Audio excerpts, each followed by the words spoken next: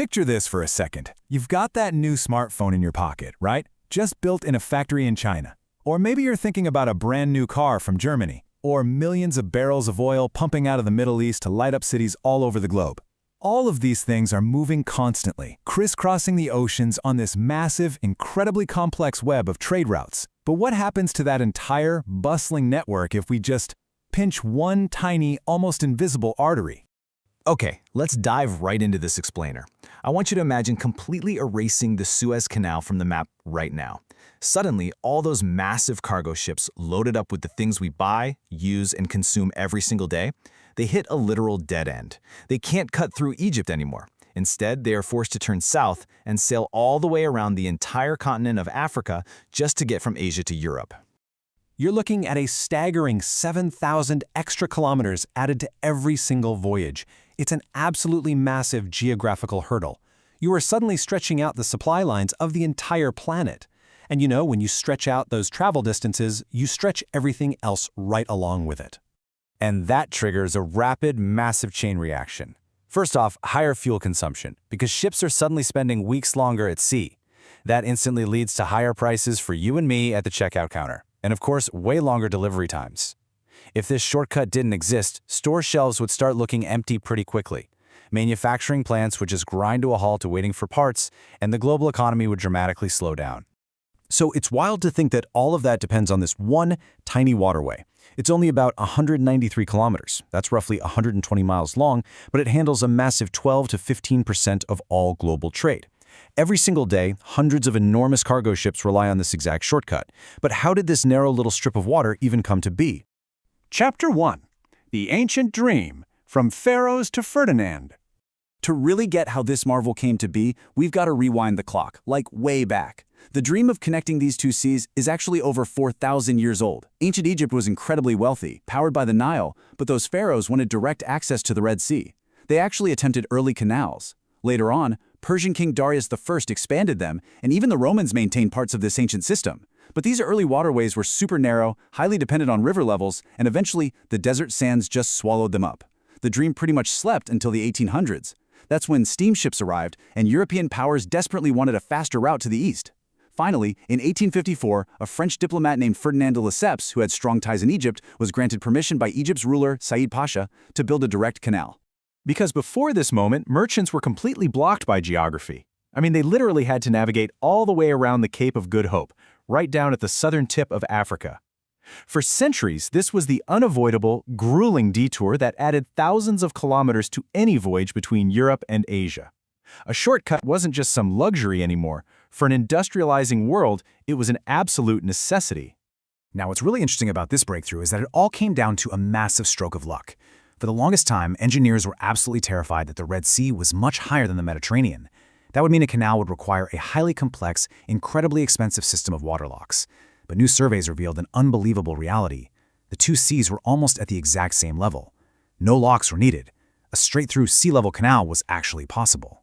Chapter 2. Digging Through the Desert. Engineering the Impossible.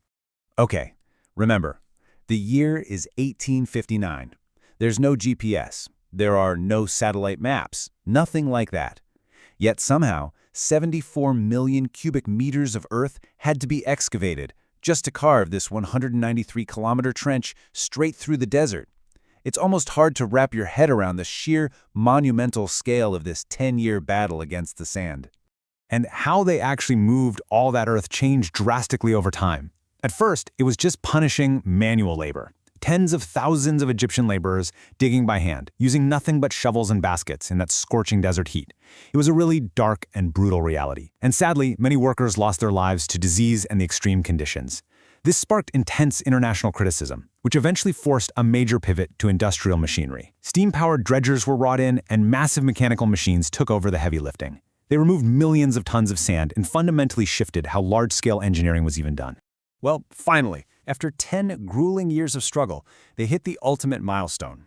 On November 17, 1869, the impossible became reality. The canal officially opened up to royal guests from all across Europe and, way more importantly, to global shipping. The Mediterranean and the Red Sea were finally connected. And man, the impact was immediate. It was staggering. The old Cape of Good Hope route, that meant extra weeks at sea, bleeding massive amounts of money on fuel costs. But this new Suez route saved roughly 7,000 kilometers. Global business instantly accelerated. Goods were moving faster than ever before in human history, and shipping costs absolutely plummeted. Chapter 3. The Fight for Control. Geopolitics and the Suez Crisis. See, the thing is, whoever controls the world's most important shortcut controls global trade. By the late 1800s, European powers, and we're mainly talking about Britain here, had gained heavy ownership of the canal. For Britain, it was literally a matter of national security, giving them the absolute fastest route to India, which was the jewel of their empire. But the breaking point came in 1956. Egyptian President Gamal Abdel Nasser boldly nationalized the canal. He wanted to use its revenues to fund the Aswan High Dam. Well, this triggered the Suez Crisis. Britain, France, and Israel actually launched military operations against Egypt. However, massive international political pressure, notably from both the US and the Soviet Union, forced those invading forces to withdraw. Egypt retained full control, marking this massive turning point in Middle Eastern history and really signaling the decline of old colonial empires. Chapter 4. Moving the Modern World, the Artery of the Global Economy. So, the crucial point here is that today, the Suez Canal is quite literally the vital artery of the global economy. By dramatically shortening shipping distances and cutting down global fuel consumption, it fundamentally lowers transportation costs across the board. This is exactly what allows for modern, fast, just-in-time manufacturing. It's the reason why electronics, clothing, furniture, and food can be produced globally and shipped affordably to your front door. Plus, those transit fees provide a major source of national income, investment, and jobs for Egypt, totally solidifying its place right at the crossroads of global commerce. To really put its modern importance into perspective, if ships couldn't use the canal today, they'd have to add 10 to 15 extra days to their journeys. Think about that. In a world where our supply chains are timed down to the exact hour, a delay of 10 to 15 days isn't just a hiccup, it's an economic earthquake. Chapter 5. The Ship That Stopped Trade. March 2021. We don't have to just imagine what that economic earthquake feels like, because we actually lived it. We all remember this, right? It started with just one ship, the Ever Given. This massive skyscraper-sized container ship is just navigating this narrow waterway when suddenly, incredibly high winds push it completely sideways. Wedged right into the banks of this single canal. Absolutely nothing could get past it. And as the hours ticked by, this unbelievable traffic jam formed, with hundreds of colossal cargo ships just dropping anchor and queuing up at both the Mediterranean and Red Sea entrances. And the result? Immediate, massive global consequences. Every single hour of delay sent absolute shockwaves across the entire planet. Manufacturers literally ran out of parts, oil shipments stalled out, retailers everywhere were staring down the barrel of massive consumer shortages.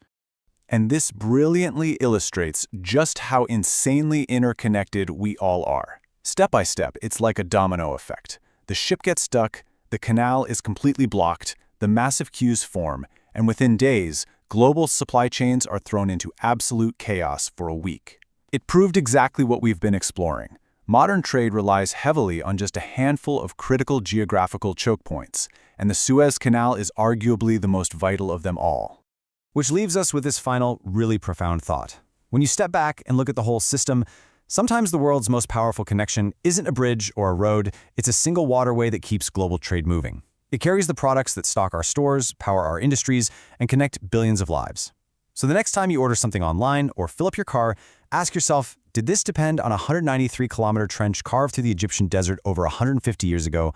The answer is almost certainly yes. Thank you so much for joining me for this explainer, and keep questioning how the world around you really works.